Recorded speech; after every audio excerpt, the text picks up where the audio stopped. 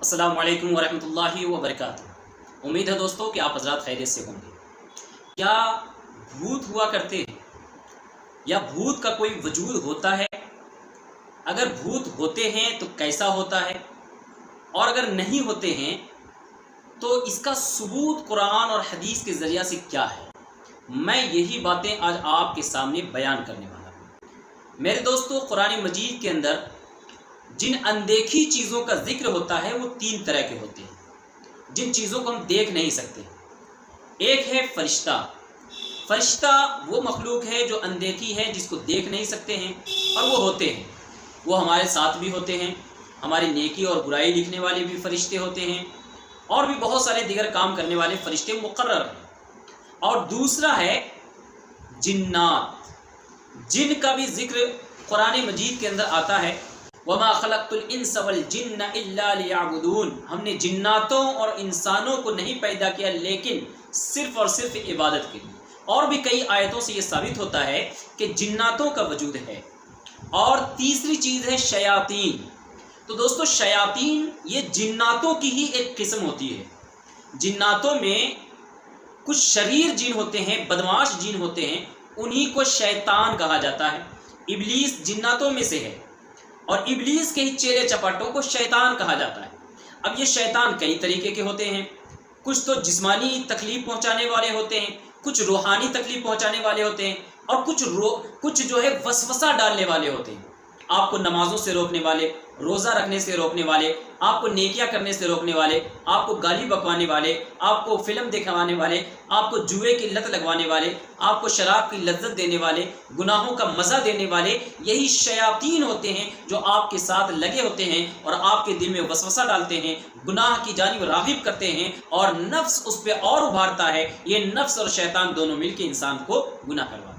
तो सिर्फ शैतान का ही दोष नहीं होता है, सिर्फ शैतान की ही गलती नहीं होती है, इसमें आपके नफ्स का भी दखल होता है, और ये दोनों मिलकर गुनाह करते हैं और इसका अंजाम जहन्नम होता है। तो मैंने आपको बताया एक फरिश्ता है और एक जिन है। जिन्नात में से जो बदमाश होते हैं उसको शैतान कहा जाता है, और जिन्नातों में अच्छे लोग भी होते हैं। जिन्नातों में धर्म भी होता है, मजहब भी होता है, यानी हिंदू भी होते हैं, मुसलमान भी होते हैं, और फिर मुसलमानों में मजहब वाले, फिरके वाले भी होते हैं। देवबंदी, बरेलवी, शिया, सुन्नी तक भी होते हैं। इन जिन्नातों में हर तरह के लोग पाए जाते हैं। नमाजी भी होते हैं, बेनमाजी भी होते हैं, अच्छे लोग भी होते हैं, बुरे भी होते हैं, हर तरह की जिन्नात पाए जाते हैं। इंसानों के ज़मीन पर बसने से पहले, यानी अल्लाह ताला ने हज़रत आदम अलैहिस्सलाम को जब भेजा था, उससे पहले पूरी रुए ज़मीन पे जिन्नातों की आबादी रहा करती थी, यानी जिन्नात यहाँ बसा करते थे।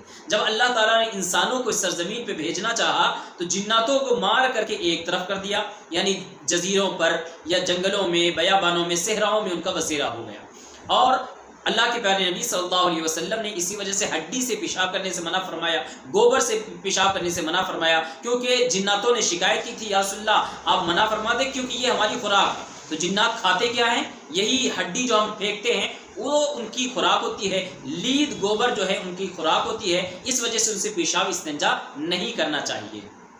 अच्छा, अब मैं आपको बताता हूँ कि क्या भूत हुआ करते हैं। तो दोस्तों, भूत का जो तस्वुर है वो आमतौर पे ये है कि मरने के बाद जो रूह है वो भटकती रहती है, और वो किसी के जिस्म पर आ जाती है, किसी के आंख पर आ जाती है, उसे सताती है, तकलीफ देती है। क्या इसका तस्वुर इस्लाम में है? तो मैं आपको साफ तौर पे बताता हूँ, इस्लाम में इसका कोई तस्वुर नहीं है। भूत का कोई तस्वुर इस्लाम के अंदर नहीं है। यानी ऐसा नहीं है कि मरने के बाद उसकी आत्मा या उसकी रूह जो है भटकती फिरती है, वो भटकने वाली आत्मा या रूह को भूत कह देंगे, वो किसी के घर में आ जाती है, किसी के जिस्म पर चढ़ जाती है। ऐसा बिल्कुल भी नहीं है। अगर तो नेक लोगों की रूह है तो वो आराम से रहती है, आला इल्लियीन में रहती है, और अगर बुरे लोगों की रूह है तो उसे सजा दी जाती है और उसको सिज्जीन के अंदर रखा जाता है। और जो लोग मर जाते हैं या तो उनके मरण घाट पे, और या कब्र के अंदर, या जहाँ पे उसकी जगह है मरने की, या जहाँ पे उनको दफनाया गया है, उनकी अंतिम संस्कार किए गए हैं, उसी जगह पर उनको सज़ा या जज़ा दी जाती है। तो मुसलमानों का तो अकीदा ये है, इस्लामी अकीदा ये है कि इंसान के मरने के बाद कब्र में अल्लाह ताला उसको ज़िंदा फरमाता है, और ज़िंदा करने के बाद उससे سوال اور جواب ہوتے ہیں. اگر وہ سوال کا صحیح جواب دے دیتا ہے، نیک مسلمان جواب دے دے گا آرام سے، تو انشاءاللہ اس کو قیامت تک آرام کی نیند سلا دیتا ہے اللہ. اس کی قبر کو اللہ جنت کی کیاری بنا دیتا ہے اور اس کو میٹھی نیند سلا دیتا ہے. اور اگر برا ہوتا ہے، بدکار ہوتا ہے، گنہگار ہوتا ہے، تو پھر اس کو بہت ہی زیادہ سخت سزائیں دی جاتی ہے. اس کے کوڑے برسائے جاتے ہیں، اس کی قبر کو جہنم بنا دیا جاتا ہے، اور قیامت تک اس کے اوپر سزاؤں کا سلسلہ جاری اور ساری رہتا ہے. جب قیامت ہوگی اس دن فیصلہ ہوگا، لوگ جنت اور جہنم میں جائیں گے، موت کو مار دیا جائے گا، موت کو بھی قتل کر دیا جائے گا، اس کے بعد کسی کو موت نہیں آئے گی.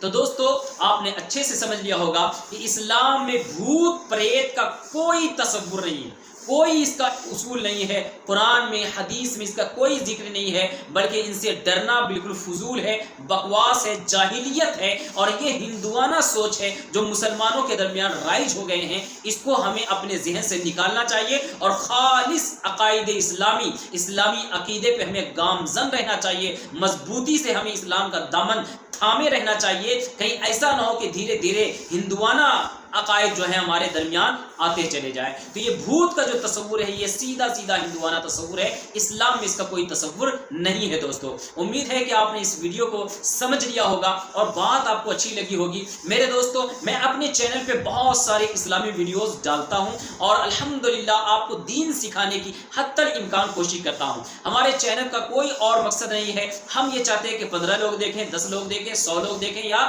1 لاکھ لوگ دیکھیں، یا 1 کروڑ لوگ دیکھیں. ہمیں دین سکھانا مقصد ہے. دوستو افسوس یہ ہے کہ آج کل لوگ دینی چینل کو دیکھنا گوارا نہیں کرتے ہیں. آپ سے گزارش ہے کہ آپ نے اس ویڈیو کو دیکھ لیا ہے تو اس ویڈیو کو شیئر کر دیجئے تاکہ دوسرے لوگ بھی سمجھ جائیں اور برے عقیدے میں پھنسنے سے بچ جائیں. دوستو اگر چینل کو آپ نے سبسکرائب نہیں کیا ہے تو نیچے جو لال بٹن ہے اس کو دبا دیں، چینل کو سبسکرائب کر دیں اور بیل آئیکن دبا دیں تاکہ جو بھی ویڈیو ڈالیں پہلے آپ تک پہنچتی رہے.